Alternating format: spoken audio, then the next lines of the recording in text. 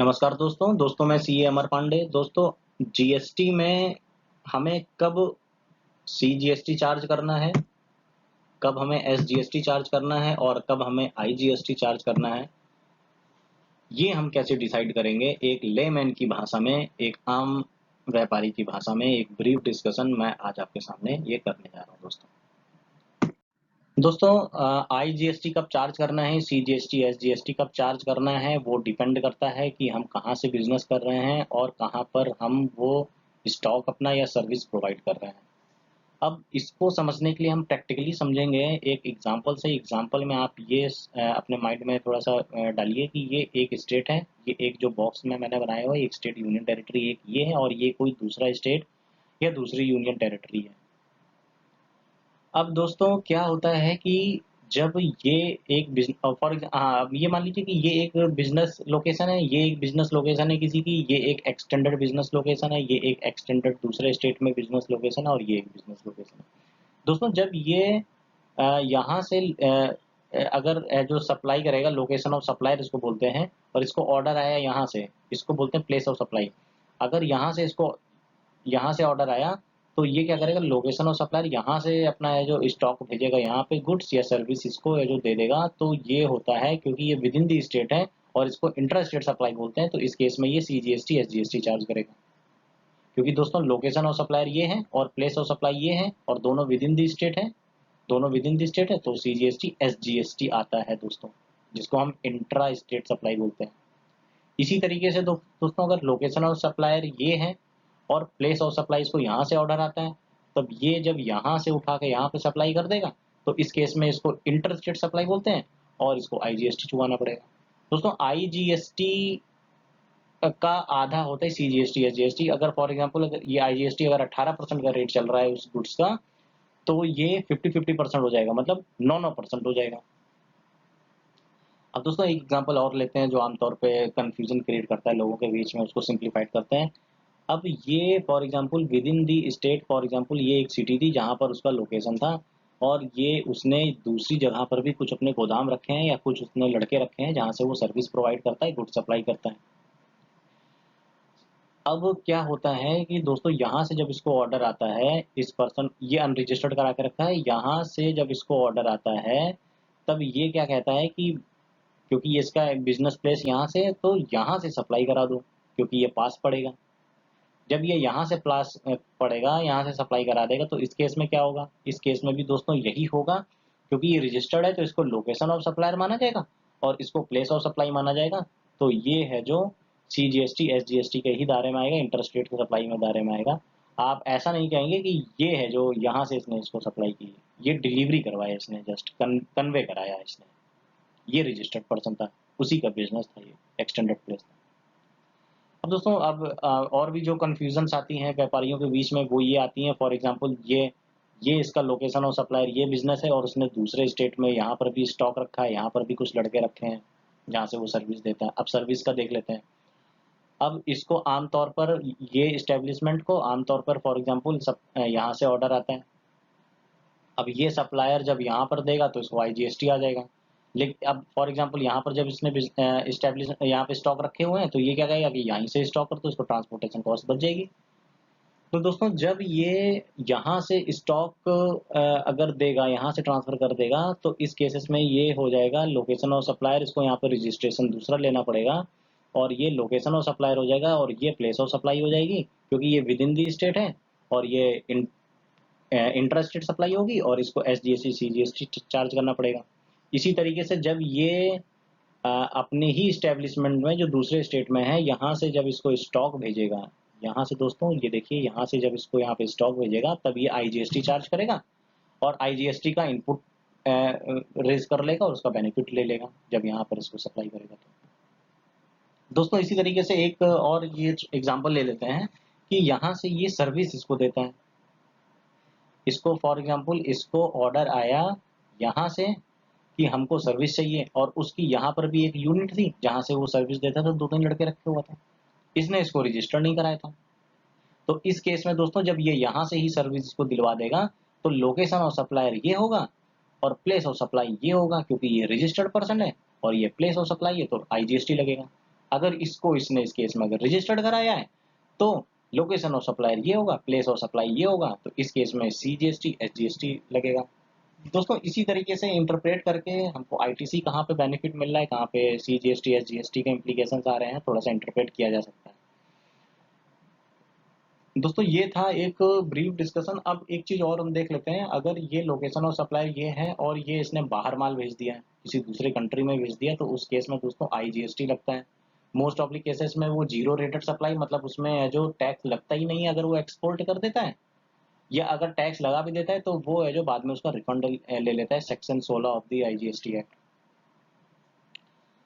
तो दोस्तों ये था एक ब्रीफ डिस्कशन जिसमें हम लोग ने CGST कब पड़ेगा, IGST कब पड़ेगा, ये जो सीखा। अब आगे हम देख लेते हैं कि लोकेशन ऑफ सप्लायर क्या होगा और प्लेस ऑफ सप्लाई किस केसेस में है जो देखी जाएगी।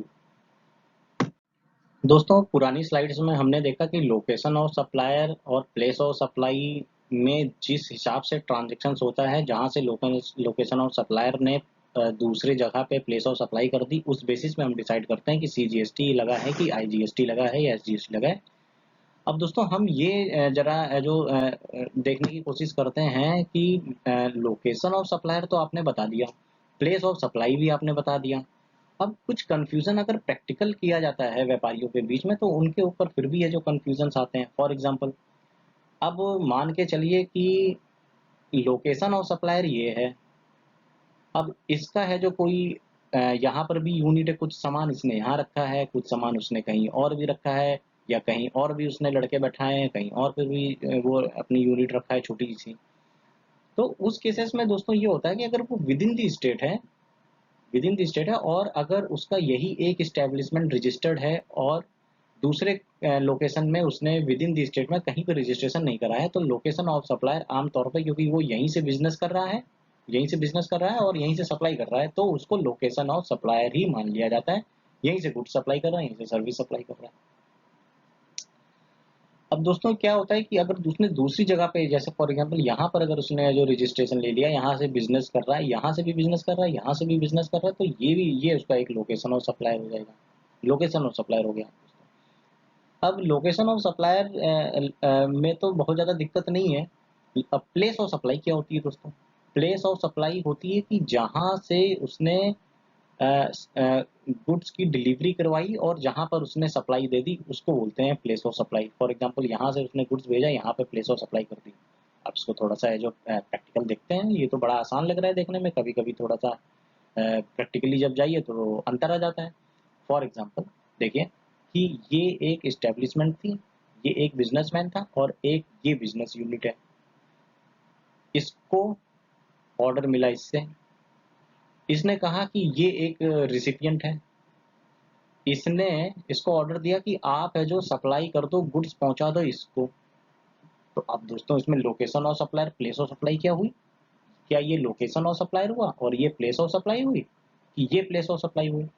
दोस्तों अगर गुड्स उसने यहाँ से पहुंचवा दिए इस केसेस में, क्योंकि सेक्शन 10 हमको बोलता है कि अगर डिलीवरी ऑफ गुड्स होता है IGST एक्ट का, तो जहां पर वो गुड्स डिलीवर कर दिया जाएगा तो उसको प्लेस ऑफ सप्लाई सप्लाई बोलते हैं। इसी केस में लोकेशन ऑफ सप्लायर ये हो गया, प्लेस ऑफ सप्लाई ये हो गया, तो CGST SGST हो गया। अब दोस्तों इसको, इसने ऑर्डर दिया, जी हाँ, इसने ऑर्डर दिया इसको, इसने कहा कि यहाँ से गुड्स उठाओ और यहाँ पहुंचाओ दूसरे स्टेट में, इसको है जो यहाँ, ये मेरा है जो कोई रिलेटिव रहता है यहाँ पर, उसको है जो डिलीवर करो। अब दोस्तों इसमें क्या होगा? इसमें दोस्तों ये होगा कि ये लोकेशन ऑफ सप्लायर हो गया, और क्योंकि डिलीवरी ऑफ गुड्स हो रहा है तो प्लेस ऑफ सप्लाई ये हो गई। अब ये नहीं मानेंगे, इस केसेस में तो नहीं CGST SGST लग जाता, लेकिन प्लेस ऑफ सप्लाई ये है। दोस्तों क्या होता है कि जब डिलीवरी ऑफ गुड्स होता है, तो जो गुड्स जहां पर पहुंच के डिलीवर्ड हो जाते हैं उसे प्लेस ऑफ सप्लाई मान लिया जाता है। तो ये लोकेशन ऑफ सप्लायर हो गया, ये प्लेस ऑफ सप्लाई हो गया, क्योंकि location of supplier with in the state है, प्लेस ऑफ सप्लाई आउट दूसरे स्टेट में है, तो ये IGST लग जाएगा इसमें। और देगा कौन? ये इसने ऑर्डर दिया, ये पैसे दे देगा, ये बिलिंग्स बना देगा, ये बिल बना देगा, इसके नाम पे बना देगा, क्योंकि इससे इसको ऑर्डर आया है, रेसिपिएंट ये, डिलीवर इसको किया। तो ये था दोस्तों एक और एक प्रैक्टिकल एग्जांपल जो आमतौर पर व्यापारियों के बीच में वो होता है, डिस्कस का मुद्दा है।